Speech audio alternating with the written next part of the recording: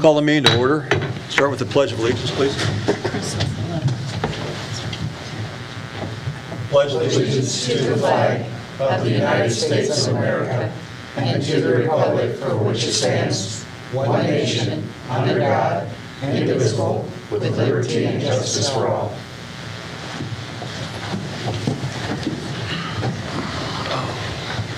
Okay, welcome everybody. This is our regular city council meeting for November 10th, 2025. We'll start with a roll call. Weber. Yes. Hannah. Yes. Moore. Yes. Maynard. Present. Prasada. Here. O'Laughlin. Yes. Jensen. Yes. Next, need a motion to approve the agenda as presented. So moved. Second. I have a motion to second. All in favor? Aye. Opposed? Passes 7-0. Next, we move to public comment. Dominic, do you want to come up? I'm sure everybody wants to hear from you, so. I can't wait to be done, so. I'm Dominic Spargrove. We got it used to be the Harding Drug Project, but it's been so long that it's not Harding Drug Building anymore. So it's just the 201st Street building now. But we are very close. We probably have, I would like to be more optimistic, but it's probably going to be January when we're actually able to start letting people maybe move in. So if our electricians get on board and really get going, the apartments are pretty close, but don't have hot water yet because we don't have any power to the water heaters. We don't have, the furnaces do work and all that kind of good stuff. We do have water, but we've been focused on life safety stuff, just the exit signs and all that stuff, and then we're going to go from each unit kind of check each unit off as we go. So, Are your floorings in? yeah, they're the only floors that aren't in is the hallways. So, and we're going to do the rubber anti-slip things on the steps.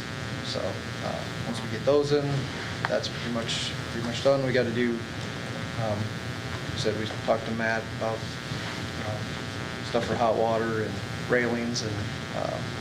All of our fire doors, since we have, I think there's 30 of them up there, so Oh, gosh. they all have to close and latch, so there's going to be, that might take a week, because they get all shut by themselves. And so that gets- Remind council how many units you're going to have up there. There's 7 of them altogether. There's 2 one-bedrooms, and then there's 3 of the 3 bedrooms, and then 2 two-bedrooms. Okay. So kind of a nice mix.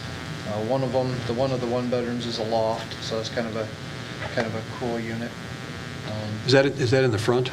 That's yeah, that would be the corner unit's a 3-bedroom one, and right next to that's the loft one. Okay. And right behind that, there's a little office, and then we do have a laundry facility up there. So that's almost completed as well. We've just been waiting to do that last flooring till they're all out of there. We've already had to clean the carpets in one bedroom for a month pop, so. Oh, great. Okay. That was interesting, but just wanted to give you an update. We are really looking forward to finally getting this project that's never ending completed, and then closing out the Catalyst grant and all that fun stuff that whatever comes with that. I'm not sure what all that'll entail, but the first part was kind of a pain, so we'll cross that bridge when we finally get to it. So Thank you for coming tonight. We appreciate the update. almost there, so. It's exciting to hear. Thanks, Dominic. Thank you very It's on my list to ask about. Okay, next we move to item number 5. That's the presentation.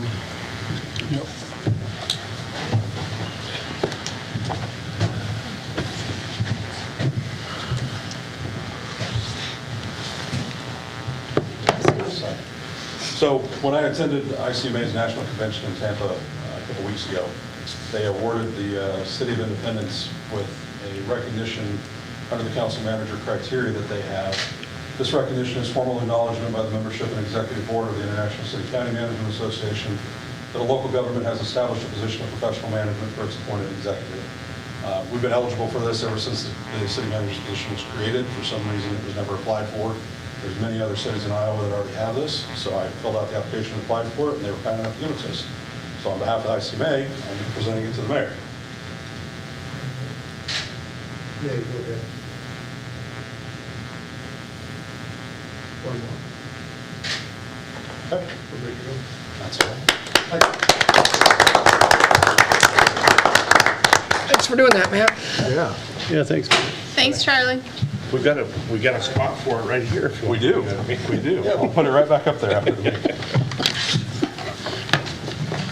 Okay, let's move to item number 6, which is the consent agenda. I need a motion to accept and approve the consent agenda, which is as follows: the minutes of the October 27th, 2025 regular meeting. So moved. Second. Have a motion and a second. All in favor? Aye. Opposed? Passes 7-0. Next, we move to item number 7, which I need a motion to approve the claims for payment. So moved. Second. I have a motion and a second. All in favor? Aye. Opposed? Passes 7-0. Next, we move to the bank reconciliation, which is for information only. Anybody have any questions or comments with regard to it? Hearing none, we move to number 9, revenues and expenses to date. Again, this is information only. Anybody have anything with regard to that? Next, we move to item number 10. The star of our show is Maggie Berger. I'm not sure about that. So. Hi, everyone. I'm Maggie Berger with Spear Financial. Thank you for having me towards the top of your agenda. I'm headed to a 7 o'clock meeting after this in the dark. I'm all for the darkness. So, what I have in front of you, or what you've been provided for in your packet, is our annual TIF and debt report. So I'm just going to touch on a few things. The city did issue general obligation debt. That's represented in the first pages of that report, kind of our red pages. That general obligation debt in 2025 was in the amount of $2,480,000. That TIC, or true interest cost, was 3.8625.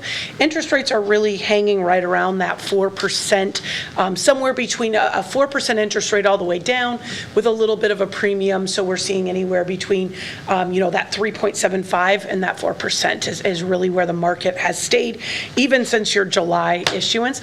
We also anticipate, from what we're hearing from municipal market leaders in our investment world, they're telling us that these 4% interest rates probably, even if the Federal Reserve continues to move 25 basis points at a time in a downward fashion, we'll probably see these 4% interest rates for at least another 6 to 9 months.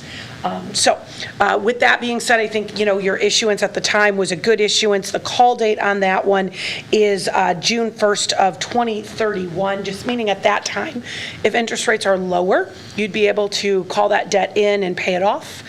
You'd be able to refinance at that time or pay part of it off at that time. But if, again, interest rates have not really moved, or there's no interest savings for you doing a refunding, then you can go ahead and just continue to pay that debt as it is.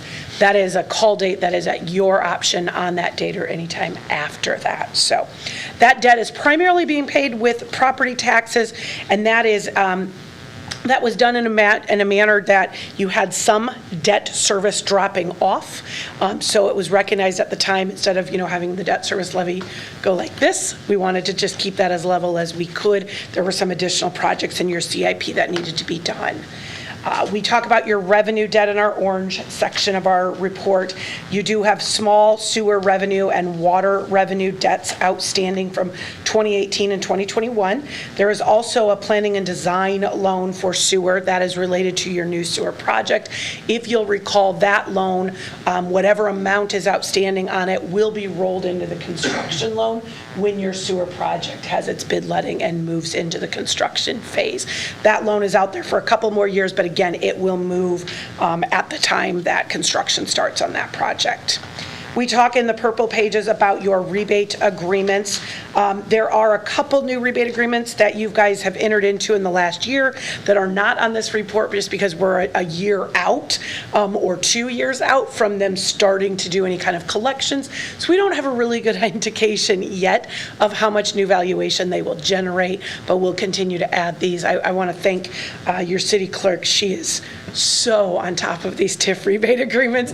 She does an amazing job of calculating, asking questions, and searching out information early in the process. So thank you, Susie, very, very much, because you make this part of our report super simple for us. So we do appreciate that. Ultimately, all of your rebate agreements are annually appropriated. And if you remember, we've talked about that before. That's important because you have a lot of rebate agreements outstanding to the tune of over $2 million. If we had to count all of that against your debt capacity, that can be problematic if you have some other projects coming up. So the way that it is structured with annual appropriations, we only have to count that annual amount that you would rebate back to developers against that. That's around the $350,000 range every year, instead of that $1.8 million to $2 million, which is very good. You also have some housing rebate agreements, so there is low to moderate income set aside happening, meaning that for every at-market housing development that you give incentives to, you have money you also have to set aside from that new development to help the population in your community, to help areas that meet the low to moderate income standards with different projects. So there are some dollars really starting to probably roll into that account because some of your housing TIF areas have really taken off, and then we're starting to see a lot of growth in those areas. So just a reminder on that. Hey, Maggie, I had a question. Yeah. When we did the downtown facade and it was $788,000, did that count against our debt capacity, or? I don't believe so, because we did that as an internal loan, I believe. I thought we issued. Was that? Remember we issued general GO debt for that? It's, Let me see. it's a TIF debt, Okay. so Okay. So then that leads into another question. Mike and I talked about this a little bit earlier today, whether or not TIF debt counts towards our debt capacity. And from what I think I just heard you say, the rebates that we enter into do, but the TIF itself does not. Is that? Well, am I so tracking you close on that? so TIF rebate agreements do count against your debt capacity. All of your rebate agreements are annually appropriated. Only the rebate counts. So if there is an LMI component, LMI does not count against debt capacity. But any type of obligation in the general obligation idea, local option sales tax revenue debt, TIF revenue debt, which you don't have any of, does count against your debt capacity. If it was GO debt, and I'm looking back, could it have been the 2022 Yeah. The B yellow. bonds or A bonds? One of those two issuances, those are general obligation debts. Those do count against your debt capacity. If they were done as internal loans, meaning you had money, extra money in this fund over here, and you were going to lend it to yourself for 2 years and collect the TIF money to pay it back, those types of internal loans do not count against your debt capacity. But cities are very limited sometimes on funds, and so sometimes larger loans, $600,000 and $700,000, are hard for cities to do internally, just because they don't have that ability. But if it is a GO debt, it is counting against your debt capacity, and you do not have any GO debt that's annually appropriated. It's very uncommon to have annually appropriated debt. It only happens in our smallest of cities who have, a total of $400,000 of total debt capacity available to them, and they need to borrow $600,000. Then we're able to work with some financial institutions. But annually appropriated GO debt usually leads to significantly higher interest rates, because remember, annual appropriations means you, as the city council body, makes the decision each and every year to annually appropriate to pay that debt.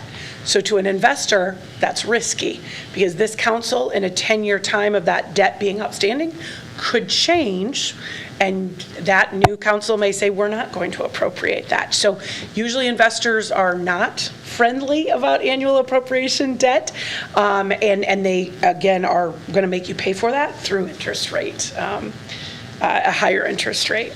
We do talk that you do have some forgivable loans outstanding, and those are with some of those developers that you basically entered into an agreement and said, we're going to provide this type of work to you up front. The cost is what we'll put in a forgivable loan.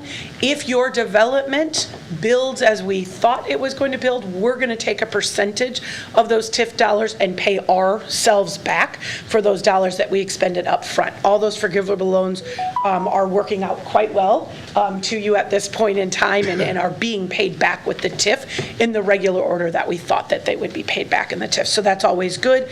You do also have restoration grants in County Economic Development Group in 2026. That is one of those obligations. You're collecting right around $1 million a year in TIF dollars, and that again goes towards GO debt. all of these forgivable loans and TIF and LMI. So again, collecting a nice amount of money, probably down actually a little bit from where you've collected in the past, and that's partially you don't have as much GO debt outstanding that's being paid with TIF revenues at this point in time. Total debt capacity for the city, you have a $515 million valuation, gives you a debt limit of about $25.7 million. You have just around $10 million in GO debt outstanding. You're going to pay back about $1.8 million of that. We just issued the 2.4. So the obligations that is not, the capacity that's not obligated is about $14,833,000, and that also has deducted that $350,000 of TIF rebates. That's about 57.51%, so you're almost near 60% of what you totally would have available to you. So that's a really good number for some larger issuances of debt that you guys have done through the years to complete projects. And I say that's not the amount of your projects, it's that project costs have gone up. And so where we saw cities, issuing $1 million, they're now issuing $2 million for what would be the same project, 15 years ago. We tell most of our cities that they may not want to issue more than 20 or 80% of their total debt outstanding or debt capacity availability, meaning that they would leave 20% available in a contingency. If we took that off, you'd have about $9.6 million of debt capacity.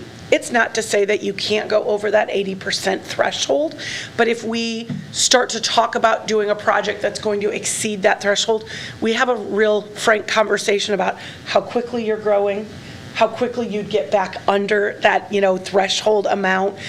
We just want to make sure that there's room in there for you guys to borrow.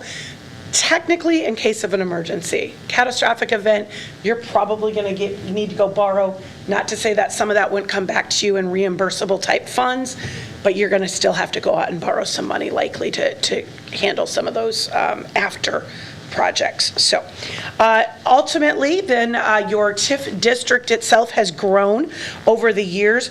From the TIF district, from inception till now, you've generated about $68,828,000 in valuation. So that's a really good number.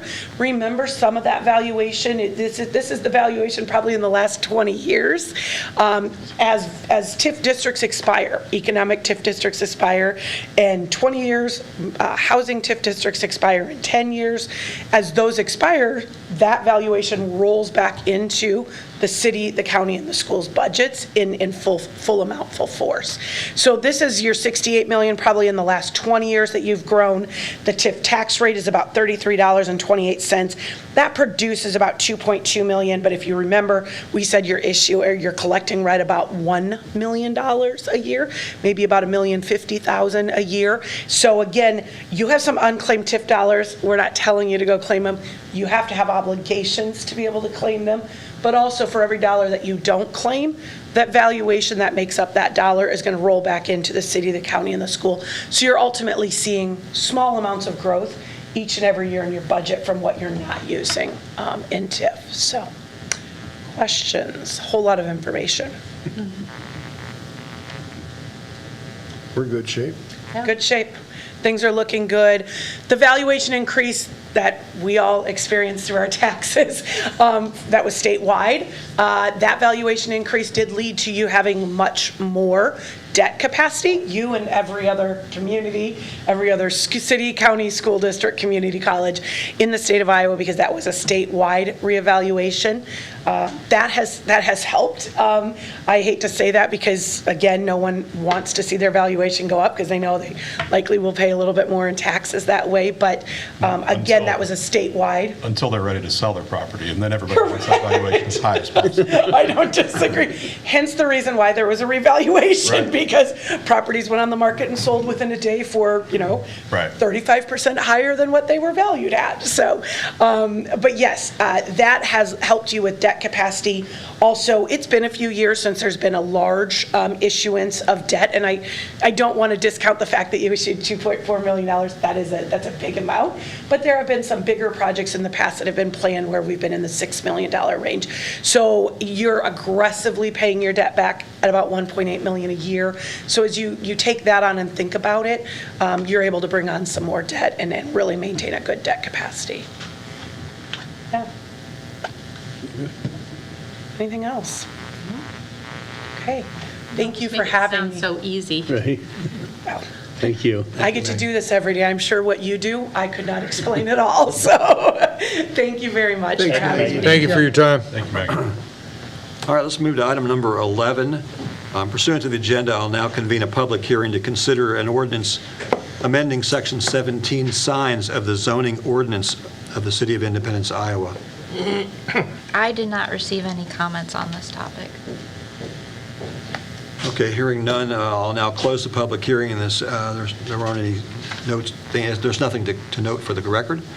Now we move to item number 12. This is a first reading of the ordinance amending Article 17 for signs. So I need a motion to approve the first reading of the ordinance amending Article 17. So moved. Second. If you'll recall, back in 2024, we had some issues with signs in the downtown area, the sandwich signs and some other things.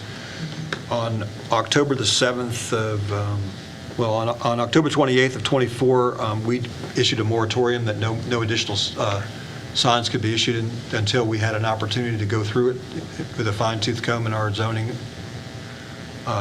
issue. So planning and zoning, on October 7th, they updated and they provided us with their recommendations for approval. We did talk about this at our work session, and we believe that the ordinance is ready to be approved at this time. Anybody have any questions or comments with regard to it? Okay, this will be a roll call vote then. Hannah, Yes. Moore, Yes. Maynard, Yes. Prusader, Yes. O'Laughlin, Yes. Jensen, Yes. Weber. Yes. Okay, that passes 7-0. Next, does anybody want to make a motion to suspend the statutory rule that before an ordinance can be considered for passage, it must be at 2 council meetings just prior to it being finally adopted? So moved. Is there a second on that? Second. I have a motion and a second. Okay, I would need 6 out of 7 to pass, in which case we would move to approve this tonight. So this will be a roll call vote. Moore, We don't have discussion on it? No, we don't need discussion in terms of the issue of the suspending of it, the issue of the motion itself. The first reading is passed. If it's suspended at that point, we would then be talking about the sign ordinance again itself. And at that time, there would be discussion at that point. There wouldn't be discussion on just the procedural aspect of what happens. If it's And voted. we have had no input to City Hall at all Well, on it?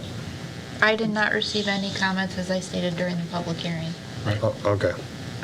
and remember, this is something that we've been talking about for a long time, and our Absolutely. business owners downtown were very excited about us making sure we did this, because if you recall, the downtown street, the property line is different on each side of the street.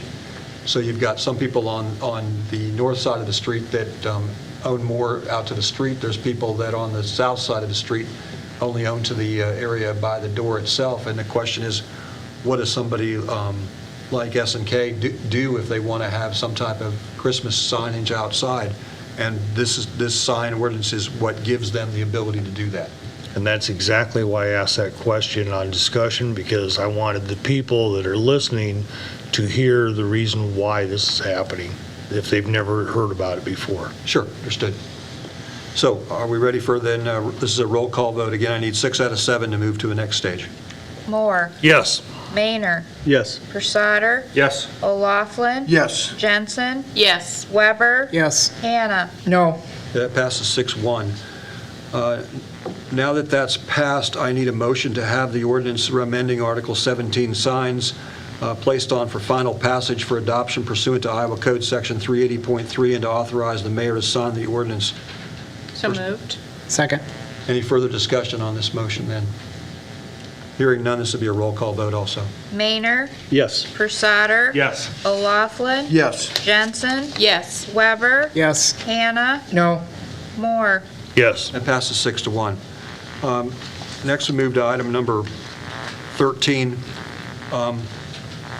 I need a motion to set a public hearing for November 24, 2025 at 5:30 PM for consideration of a rezoning request from A1 agriculture to R1 residential within the city of R2. Sorry, R2, I apologize. Residential within the city of Independence, Buchanan County, Iowa. So moved. Second. Okay, this is just the purpose of setting the public hearing. What we're talking about here is dealing with the new housing tract that would be at the corner of 6th and Enterprise. And in order to move forward in any way, we need to change the zoning from agriculture to residential. And that's the reason why this is set for a public hearing on the November 24th of 2025, assuming that you pass this. Any further discussion? Hearing none, this is a roll call vote. Pursader, Yes. O'Laughlin, Yes. Jensen, Yes. Weber, Yes. Hannah, Yes. Moore, Yes. Maynard. Yes. Okay, that passes 7-0. Next, we move to item number 14. I need a motion to approve and authorize the mayor to sign a resolution determining the side yard setback requirements for parcel identification 1009-403-006 in a C2 zoning district, PR Heritage Development LLC and BC Hartman LLC within the city limits of City of Independence, Buchanan County, Iowa. So moved. Can I get a second? Second. Okay. The way that side setbacks are determined with regard to the City of Independence is, when you have a C2 zoning area, which this is storage units, the statute provides that it's a case-by-case basis, and the council must determine what is appropriate for this. In this case, we're talking about, there's a map that you'll see on Page 123. page 123, and you can see that there's other storage units beside it, but we're talking about moving the line, is it 20 foot, is that right? I believe 10-foot side setbacks is what was requested. Okay, 10-foot side. If you look at the next page in your packet, there's a Yeah, a 10-foot east side yard setback and a 10-foot west side yard setback is what was requested for the development. 123 is the general picture that gives you an idea where it's at. This is right behind Paws, where the vet clinic is at, directly to the south of Paws, directly to the east of Rush Mills apartment complex. And then page 124 kind of gives you the overall layout of it's the concept layout for what they plan to do with the property, assuming these setback variances are approved. Or not variances, the setbacks are approved. Okay, so further discussion with regard to that. I can't really see on 124, but If you look at the building in the center where it has the yellow squares, those are the storage unit itself, Yeah, those are the actual buildings. the actual buildings themselves. So if you look at the far right of the layout itself, that unit there, that shows it with a 10-foot setback from the property line next to it, which is another storage facility. so basically on the west side, it would be 10 feet from the street that they have access to for the apartments. No, so on the west side, it'd be much further than that. On the west side is to the left of the sheet when you're looking at it. Okay. There's a 25-foot driveway there, and then there's an 18.2 feet, it looks like, setback from the edge of the pavement or the edge of the surface to their property line. And then there's additional setback from that property line over to the actual apartment building. So there'd be a pretty significant open space area there where people could drive, but there's a drainage way that runs down through there. That's what I was gonna That's part of say. the reason that they've got to keep that open like that, is because they have to maintain that drainage, and that's what allows the water to get through that area. This is one of those areas of the city that's a little unique. The drainage runs along the south side of US 20 there, and then it actually goes north from there to get to the Wapsipinicon River. So on that map, the yellow one units that are closest to the right side of the picture, which would be the East, to the east side, you can see that there's only a 10-foot setback. There's a driveway in between the units itself, but then on the back side of it, of the units itself, that's where you're talking about your setback. And then the neighboring properties have been contacted and discussed, and none of them have any objections to it. Further discussion? That's a lot of storage area down there in that area. It is appropriate for that zoning type. Yeah, the only issue before us today is the issue about the Setback. approval of the setback, the side yard setback. There would, if there's issues about the layout or concept or something like that, that would take place at another time? Not, There would not, because this is an appropriate use of the zoning district and so on, there will be an internal review when we go through the actual drawings related to the property. But because it's appropriate for the use, there is no other review process for the planning and zoning or the city council to approve anything on this. So they can actually put the storage units however they want. This is just an example of the concept. This is their current concept plan. Correct. But if the council approves a 10-foot setback, then that's It's over. you're setting the boundaries as far as what they can develop. okay, so you're voting on whether, since council decides side yard setbacks on a case-by-case basis, this is the opportunity that's coming before council right now to accept it as a 10-foot setback. So that's what you'd be voting on. Any other questions? Okay, this is a roll call vote then. O'Laughlin, No. Jensen, Yes. Weber, Yes. Hannah, Yes. Moore, Yes. Maynard, Yes. Pursader. Yes. Yeah, that'll pass 6-1 then. Next, we move to item number 16. 15. I need a motion to approve and authorize the mayor to sign a resolution that approves the fiscal year 2027 tax increment financing indebtedness certification. So moved. Second. The motion is second. One of the reports that Susie has to prepare and file and a certification that would go to, I don't know where you send it to, wherever you send it to. I take it to the county auditor saying this is how many TIF dollars I need for fiscal year 27 and put in my request and hope I get it. So this is to authorize me to sign the TIF indebtedness certification.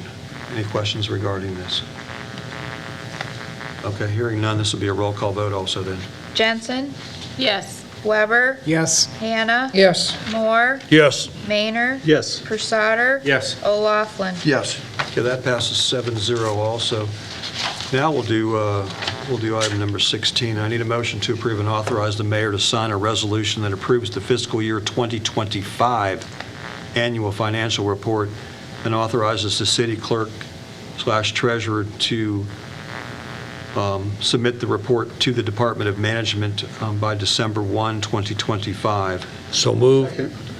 Okay, now this is another one of those documents that we're required to complete. The document itself is, I believe it's 133 of your packet. Oh, no, sorry, 134 of your packet. Any further discussion with regard to this, questions about it or anything for Susie? Okay, hearing none, this would then be a roll call vote. Weber, Yes. Hannah, Yes. Moore, Yes. Maynard. Yes. Pursader. Yes. O'Laughlin. Yes. Jensen. Yes. So that passes 7-0. Next, we move to I need a motion to approve a proposal from Dunlap Motors in the amount of $46,545 for the Utilities Department 2026 one-ton truck, and to authorize the city manager to execute the necessary paperwork to facilitate the purchase of the truck. So moved. Okay. Second. Second. Sorry. Okay, now you can have discussion. Okay, good. This was budgeted for $45,000 in our 2026 fiscal year budget. The actual cost of it came in $1,545 higher than what our budgeted amount is, and that's the reason why this is before you today, because the extent of our authority would be the $50,000, which is why, The extent of the authority would be 45. sorry, 45. Yeah. So it's important to point out on this, too, when we did the fiscal year 2026 budget, the intent for this was to purchase a smaller truck for the lab technician to use to drive around to do the work that they need to do. When Travis started looking at things, the utilities director started looking at things, it made more sense to purchase a one-ton truck because we now have an excavator, we now have the equipment to do those things, to help work on things. So a one-ton truck purchase made more sense to be able to haul those things around. So we looked at what we could do to try to get one within the $45,000 budget that we had. Obviously, we're a little short of the $45K. So what we're asking the council to do is approve an additional $1,545 over that budgeted $45,000 so that we can purchase a one-ton truck. And then separate from this, we'll end up getting a utility box for it, similar to what we did with the streets department when we did their most recent truck. So they'll have a place to store tools and those types of things related to the excavation equipment and when they go out to do that work. So do we still have an issue with needing a vehicle for the lab tech? Or We're repurposing an older one to use for that lab technician truck in lieu of, because we're doing this with the money instead. So the lab technician has a truck to use that's adequate, but I don't think you'll see that in fiscal year 27 as a request. I would push against it a little bit too if it was, because obviously we've had the opportunity and we've chose to do something else with it, which means we're going to live with what we've got for that position for a little bit. So. Further questions, discussion? Hearing none, this is a roll call vote. Hannah, Yes. Moore, Yes. Maynard. Yes. Crusader. Yes. O'Laughlin. Yes. Jensen. Yes. Weber. Yes. That passes 7-0. Next, we move to item number 18. This is the Police Department monthly reports. Again, obviously you get these monthly, and you have an opportunity to go through and look at the different categories of calls that they service. Does anybody have any questions with regard to this report itself? Looks like they stay busy. Chief Lau, is there anything that's not in your report that you wish to talk to us about at this point? No, nothing specific, Mayor. What I would just say is that the report that you guys see in that monthly report is generated based on calls for service and the software that's generated from dispatch. So sometimes to be able to give you specifics on a specific one is kind of hard for me unless I have a specific one that you guys are curious about. But otherwise, nothing to add into the report. Great, thank you. What do we do when you find a homeless? I saw one homeless on there. So it just kind of depends. Sometimes we have transients that they make their way through town and they're here for a short period of time. If we have somebody in town that is truly homeless or in need, we have Kimberly, who is our law enforcement liaison, get involved, or Operation Threshold, or some other people in town, or the One Another program to try to give them some aid and figure out where we're going to get them placed. Good. Thanks for your service. One other question, and I've never asked this before, I don't know why it never hit me before, but it hit me when I was looking at your numbers this time. So basically on this here, you're showing 324 calls on different issues throughout the month. Are there any calls that the number one preference why you were called there was one thing, but through that, a couple other three things pop up? So can sometimes one call generate 3 or 4 different loggings on classification or not? I would say it's possible, but for the most part, those calls for service that you see are going to be a one call basis. If, say, the officer's got a calls for service in reference to a parking complaint, and then that turned into a call at a residence that there was a crime being committed, then you would see 2 calls for service being generated out of that same thing. There could be 2 calls for service numbers assigned to it.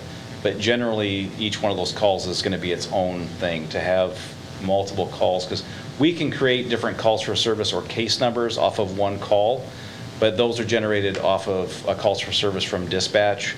So once they give the officer a call, that is the calls for service.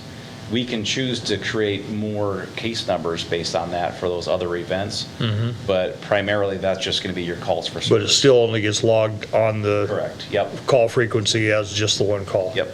Okay. Because that could totally distort the numbers. Very well is why I'm possible, getting yeah. at it. Yep. Okay. Thank you for explaining that. Thank you, Chief.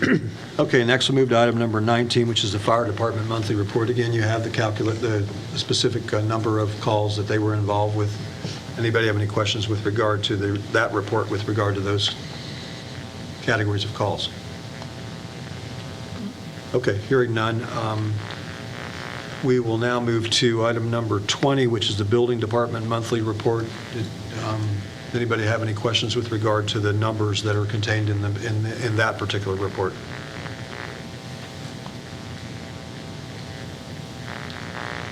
Matt, do you have anything to add over and above what's the report itself? Thank you. Okay, next we move to item number 21, which is the ILPT report. Anybody have any questions with regard to the numbers there? Okay, hearing none, we'll move to council members' reports. Brett, do you have anything? Nothing, Mayor. Deb? Nothing. Ralph? Nothing. Nothing. Brian? I'm good, Mayor, thank you. No, nothing. Kathy? I don't have anything, thank you. You want to go? Or?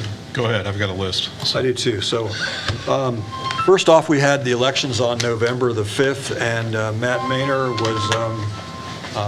was reelected to his position as in 5th Ward. We also, Mike O'Laughlin was reelected to his position in 3rd Ward. Ralph Moore was reelected to his position as council at large. Ma'am, you decided not to run, so you're not. No, I'm sorry. However, Melissa Appleby was elected, so she will be assuming that position effective on January 1, right? She will be seated after January 1, yes, but she can go through some of the other stuff beforehand. And she has been attending some of the meetings as well. She happens to be out of town this today. Okay, also, at the end of this year, we will have 9 board terms that are expiring. Now, a majority of those board members would probably want to be reappointed. However, there are 9 available. They're available at the Planning and Zoning, the Airport, the Board of Adjustment, and the Municipal Light Plant. So I will be, if there's people out there that are listening that are interested in being on one of the boards or committees, they should contact City Hall. Matt or Susie will post something on the on city page, right? We can, yes. Yeah, advising what's available, and if people are interested in it, we can certainly consider them, although first priority would be given to somebody that's already sitting on there, which the head of that board or committee is asked that we reappoint them. Wednesday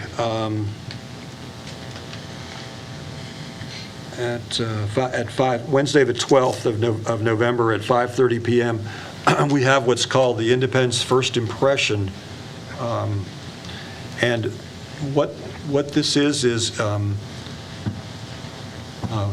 Independence was selected as one of the towns in Iowa where they have like a secret shopper that comes out and goes around the downtown area and the city itself, and they look at it as if they're a first-time guest, and then they come back. And this particular meeting on Wednesday at 5:30 is to talk about their findings in terms of what they thought of Independence when they came here, the stores here, other information like that. So it's open to the public. It's free. So if anybody's interested in attending that, they should. That's going to be at the Civic Center, Falcon. Oh, it's at the Falcon Center, the Civic Center, sorry, forgot that part. Iowa State University Extension and Research is who runs that program, and tourism, Buchanan County Tourism was who kind of applied for it and kicked it all off. Great, thank you.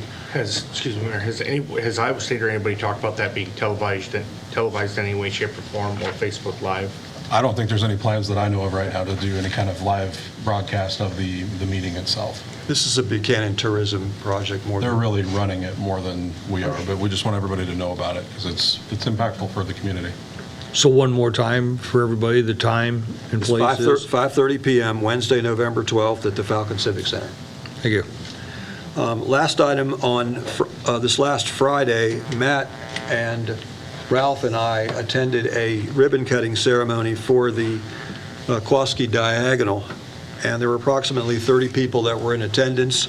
There was somebody from Iowa DNR, There were people there on behalf of the legislators, although Dan Zumbaugh was the only one that appeared himself in person. We represented the city. The county, of course, was there. The contractor, Kroll Construction out of New Hampton, was there. And there was also people from the concrete industry that were in attendance as well. This is only 7.2 miles, but in that 7.2 miles, there are 41 curves or transitions along that roadway, so it's not exactly a straight road. The cost of this was a little over $6 million. They made some major grade and curve changes.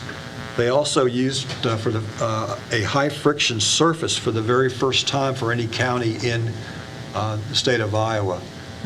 So this is another example of the county engineer, Brian Keilever, and how he's ahead of the curve on continually, not only within Iowa, but also nationally, in coming up with solutions and ideas that will work for roadway construction.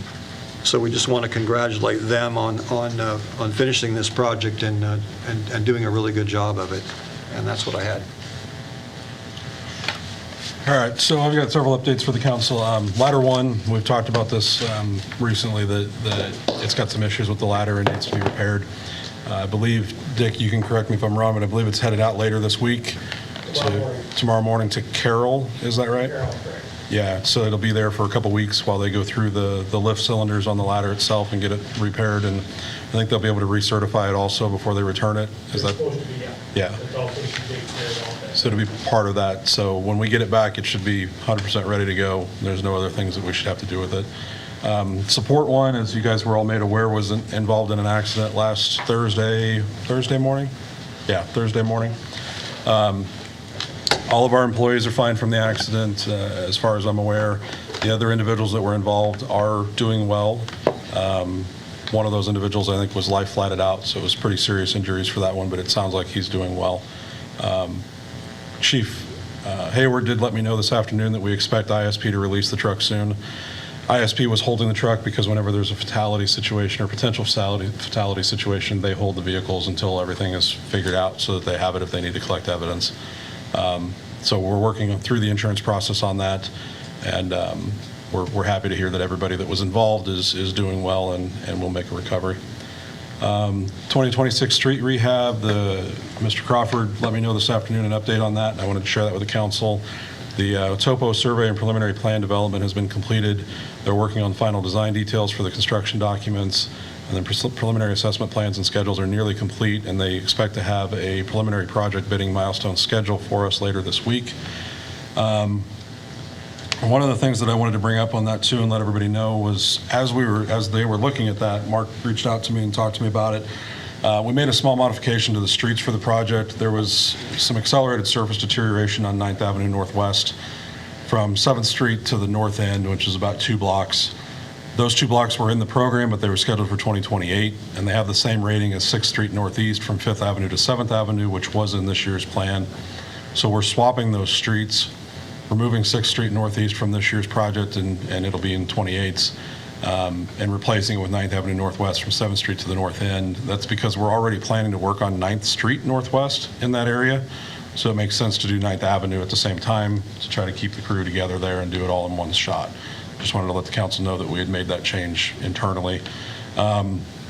First Street West, we're continuing to work on that project. We've approximately $32,000 remaining from the original contract for the build grant for that. So there will be some increase over that $32,000. I don't have that number yet, but we're continuing to work on that with them. We're not sure yet when we're going to see the notice of funding opportunity posted. We're hoping that with recent movement at the federal level, hopefully it'll come soon. We still expect it to happen this fall, and our best estimate at this point is that notice of funding opportunity will be out mid to late November, with submittals due sometime in January. 2 more items. So we got health insurance renewal rates back for city employees at a 17% renewal rate. We've made the decision regarding that to change to a mid-market plan. We had a small market plan that was what was seeing that 17% increase. With that change to a mid-market plan, the city, in the long run, is going to save some money, but employees are going to have a somewhat increase, a small increase in prescription copay amounts. The 17% increase would have been an approximate increase for the city of $91,000 a year, but moving with the other plan, that increase is mitigated down to $17,000 a year, saving us a significant amount of money. The copays, I want to be clear on this too, the copays that employees are going to see, I'm saying small increase, what I mean by that is like for our tier 1, it's going to go from $8 to $10. Very small increases. Our other tiers go up by $5 or $10 at the most. It's not, it's small, it's hopefully something that their employees, they've been through our employee relations committee meetings, they've been willing to deal with that increase to help us try to save some money for the city overall. So we're glad that our employees are willing to do that. The big savings there for the city comes from our small tier plan has an out-of-pocket maximum of $30,000. When we move to a mid-tier plan, that out-of-pocket maximum is $17,100. It's almost half. And that has to do with underwriting, has to do with a lot of different reasons for how they come up with those numbers. But we then buy that down. Our employees' out-of-pocket maximums are not anywhere near that. We buy those down significantly with our self-insurance, but that's what allows us to, it's interesting to me that we can see that decrease for that out-of-pocket maximum on the insurance side, but yet the rates are cheaper when we go to that mid-market versus small. So anyway, and then the last thing I've got to everybody is just to let you know that we are starting the negotiations with the police department for the union negotiations, and I should hopefully have some more information for you guys over the next couple months on that. So that is the end of my really long update for this meeting. If anybody has any questions, always feel free to reach out. Need a motion to adjourn? So moved. What? I was going to say you had other department heads if they had something, I but, thought I talked to them all. well, in their monthly reports, but if they had I something. asked if they had something else. Anybody else want to talk about anything? Okay, good. That's on the agenda. That's Clarify that. a motion to adjourn? So moved. Second? They already did. It was already done. All of you. We're adjourned. Get out of here.